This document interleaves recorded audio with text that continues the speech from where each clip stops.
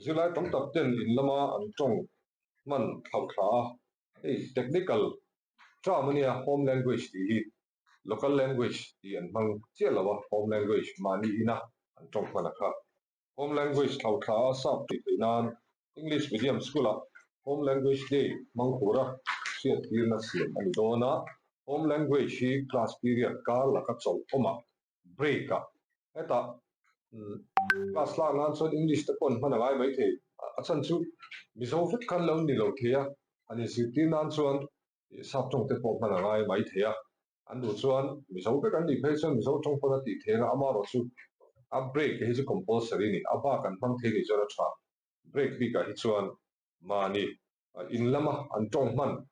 bi takin mizo chong te lai chong te ba te pon yang heta amara te pon yang kha kha no pangin an pan theinan kan thawin ka ringa Sunday school kalte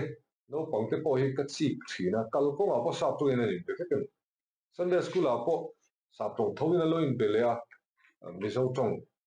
chung changa hian mani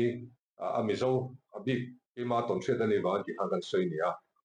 mani tong halani thinan local language home language halani thinan hian i anita English medium school a ni dona ni